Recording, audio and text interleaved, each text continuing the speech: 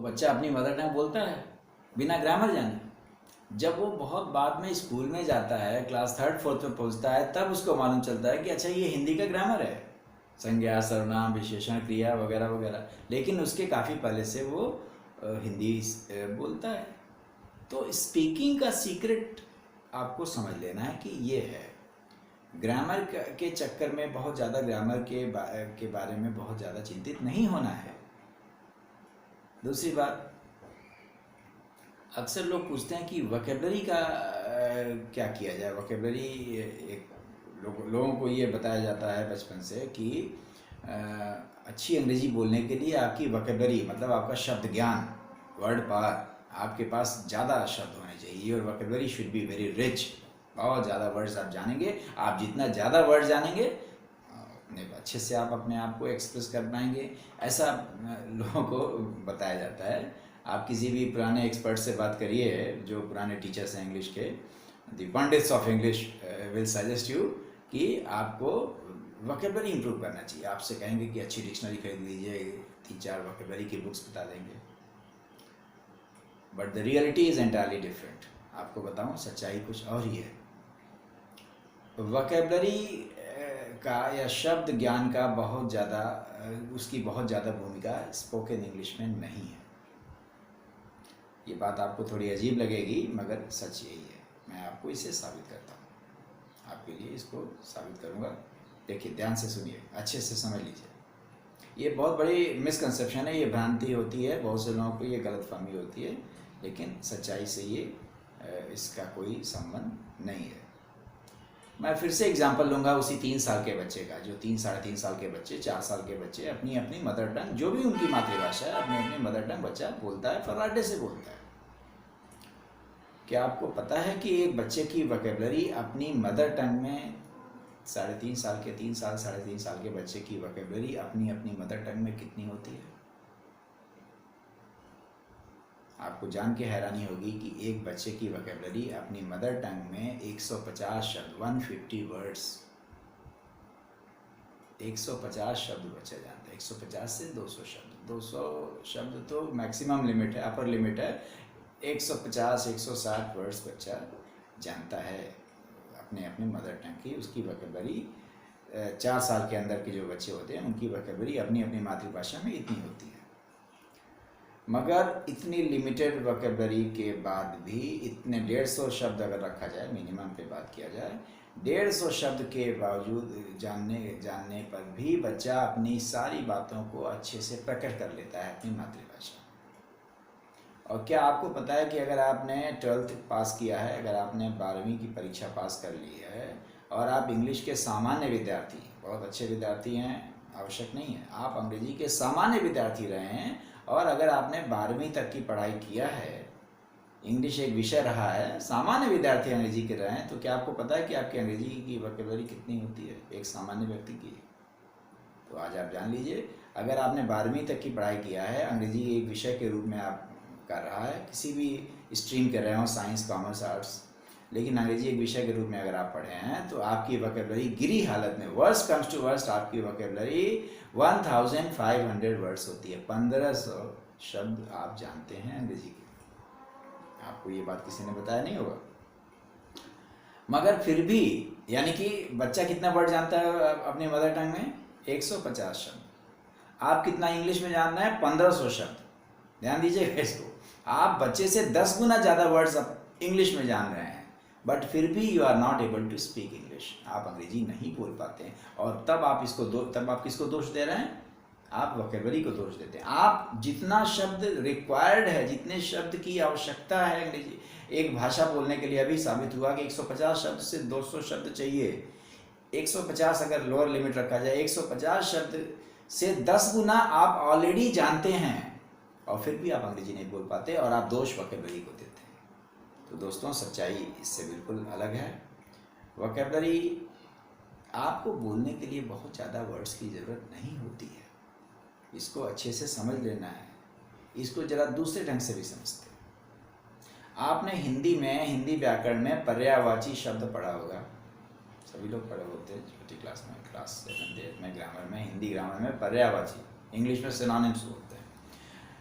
पानी के पर्यायवाची बहुत सारे होते हैं। पानी के पर्यायवाची क्या है? जल, नीर, सलिल, अम्ब, इन सब का अर्थ पानी होता है। अब आप मुझे एक बात बताइए, इनमें से कौन सा शब्द आप हिंदी स्पीकिंग के दौरान, डे टू डे लाइफ में, दैनिक जीवन में हिंदी बोलते समय आप इनमें से कौन सा शब्द प्रयोग में लाते हैं? क्या आप जल बोलते हैं? नीर बोलते हैं? जरा एक गिलास नीर लाओ। सलिल लाओ, गरम करके सलिल लाओ, ऐसा कोई बोलता है? ऐसा कोई नहीं बोलता। आप ये शब्द अगर नहीं भी जानते हैं तो भी आपका काम हिंदी स्पीकिंग के लिए चल जाएगा। अगर आप पानी शब्द जानते हैं तो आपका काम चलेगा। सूरज के भी बहुत सारे पर्यायवाची हैं। सूरज के तो बहुत सारे पर्यायवाची हैं। दिनकर, दिवाकर, भास्कर, रवि, भानु, आदित्य, मार्तंड, ये सारे शब्द सूरज के पर्याय हैं। मगर अपने दैनिक जीवन में कोई भी व्यक्ति जो हिंदी बोलता है वो इनमें से कोई भी शब्द का प्रयोग नहीं करता, वो केवल सूरज बोलता है। अब अगर एक विदेशी व्यक्ति हिंदी स्पीकिंग सीखना चाहता है तो उसे किस शब्द की ज़रूरत है? मैं स्पोकन हिंदी की बात कर रहा हूँ, स्पोकन लैंग्वेज की बात कर रहा हूँ। अगर वो हिंदी स्पीकिंग सीखना चाहता है तो उसे कौन से शब्द की ज़रूरत है? उसे सिर्फ एक शब्द आना चाहिए, सूरज। उसे सिर्फ एक शब्द आना चाहिए, पानी। बाकी शब्द वो नहीं जानेगा तो उससे उसके स्पीकिंग एबिलिटी पे, उसके बोलने की योग्य क्षमता पर कोई असर नहीं पड़ेगा। हाँ, ज़्यादा से ज़्यादा शब्द जानना एक अच्छी बात है, उसमें कोई बुराई नहीं है, मगर उसका तरीका अलग है। अगर आप एक राइटर बनना चाहते हैं वो एक अलग विषय है। शब्द ज़्यादा जानना एक अच्छी बात है, मगर उसका तरीका अलग है। हम इस समय स्पोकन लैंग्वेज की बात कर रहे हैं। तो ये दूसरा मिसकंसेप्शन है जो लोगों के दिमाग में बचपन से पड़ा होता है। तो आप हकीकत को समझिए। वोकेबलरी, लिमिटेड वोकेबलरी आपको चाहिए, उतने वर्ड्स आपको कमोबेश, उतने सारे शब्द आपको ऑलरेडी आते हैं। प्रॉब्लम वोकेबलरी का नहीं है, प्रॉब्लम इज समवेयर एल्स। समस्या कुछ और है। समस्या भी जैसे मैंने बताया, समस्या यहाँ की लैंग्वेज शुड बी हियर, यहाँ होना चाहिए। आपकी लैंग्वेज यहाँ है, माइंड में, इधर नहीं है, यहाँ लाना है। इस बात को समझिए। अब सवाल है कि क्या कर सकते हैं? जैसा कि मैं बताया, एक काम तो आप तुरंत कर सकते हैं कि बोल करके, जोर जोर से बोल करके किसी चीज़ को पढ़िए, मन में मत पढ़िए। दूसरी बात, वर्ड्स के पीछे मत भागिए। देखिए, डिक्शनरी में बहुत से लोग डिक्शनरी वर्ड्स पढ़ते हैं, रोज़ डिक्शनरी पढ़ते हैं, डेली 10 वर्ड पढ़ेंगे जी। ऐसा उनके दिमाग में होता है कि वो संकल्प लिए होते हैं कि हम हर दिन 10 शब्द याद करेंगे और महीने में 300 शब्द हम याद कर चुके होंगे। आप ऐसा करके देखिए, प्रयास करके देखिए, आप महीने के अंत में 290 शब्द आपको भूल चुका होगा। आपको सिर्फ आखिरी दिन का 10 शब्द याद होगा और मुश्किल से वो भी भूल जाएगा, क्योंकि तरीका ये नहीं है। डिक्शनरी जो वर्ड्स होते हैं, they are dead words. Dictionary के शब्द डेड होते हैं। शब्द डिक्शनरी में आराम कर रहा होता है, और जब शब्द आराम कर रहा होता है तब वो डेड होता है, मरा हुआ होता है। हमें डेड वर्ड्स नहीं चाहिए, हमें जिंदा वर्ड चाहिए। हम डेड वर्ड्स का क्या करेंगे? डेड वर्ड्स का की हमें आवश्यकता, हमें जिंदा वर्ड चाहिए। We want living words. Words जिंदा कब होते हैं, सजीव कब होते हैं? जब वो काम कर रहे होते हैं। डिक्शनरी उनकी आरामगाह है, वो आराम कर रहे होते हैं, they are dead. Dictionary words किसी काम के नहीं है। डिक्शनरी याद करना बिल्कुल बेकार का काम है, उससे कुछ भी फायदा नहीं होगा। क्या करना चाहिए? जब शब्द काम कर रहे हो, काम पे लगे हों, जैसे न्यूज़पेपर में, मैगजीन में, जर्नल्स में, टेक्स्ट बुक्स में, स्टोरी बुक्स में, नॉवेल्स में, जहाँ वो इंग्लिश के सेंटेंसेस हैं, आप वर्ड्स को वहाँ पे देखिए, उसको लाइव, उसको समझिए, उसको वहीं पे पकड़ लीजिए। मछली को पानी से जैसे ही बाहर निकाला जाए, मछली मर जाती है। पानी से बाहर निकाला, उसका पानी से बाहर निकालती मछली मर गई। अगर आप चाहते हैं कि मछली जीवित रहे तो क्या करना होगा? एक बड़े से बर्तन में पानी समेत, पानी के साथ मछली को निकालेंगे तो मछली जीवित रहेगी। ठीक उसी प्रकार से वर्ड्स को जैसे ही आप कोई किताब पढ़ रहे हैं, उसमें अच्छा वर्ड इंग्लिश का है, आप क्या करते हैं? नॉर्मली आमतौर पर लोग क्या करते हैं, उस वर्ड को अपनी डायरी में लिख लेते हैं। जैसे ही आपने वर्ड्स को निकाला, जैसे उस शब्द को बाहर निकाला, आउट ऑफ कॉन्टेक्स्ट, संदर्भ से बाहर आया, वर्ड डेड हो गया। 10 दिन बाद आप अपनी डायरी पलटेंगे, आप केवल उस वर्ड को देखेंगे, आप उसका यूज़ नहीं कर पाएंगे। किसी शब्द को सीखने का आखिरी उद्देश्य क्या है? You should be able to use it, आप उसका प्रयोग कर पाएँ। या तो रिटर्न लैंग्वेज में, स्पोकन लैंग्वेज को यूज़ कर पाए। मीनिंग जान लेने से यूज़ करना नहीं आएगा, आवश्यक नहीं है। तो उसका यूज़ देखिए, सेंटेंस के अंदर उसका यूज़ मिलता है। डायरेक्ट सेंटेंस आपका गाइड होना चाहिए। सेंटेंस ही आपका गाइड है, वही आपका मार्गदर्शक है। सेंटेंस डायरेक्ट, वर्ड्स के आम औसत लोग शब्दों के पीछे भागते हैं, उससे जो थोड़े बेहतर होते हैं वो फ्रेज के पीछे भागते हैं। Phrases a group of word, शब्दों का समूह, ठीक है, वो उससे तो कम से कम बेहतर है, शब्दों के समूह। और जो अच्छे लोग होते हैं, जो आइडियल लोग होते हैं, वो सेंटेंस के पीछे भागते हैं। They run after sentences. वो सेंटेंस सीधे सीधे पूरा का पूरा सेंटेंस कॉपी करिए।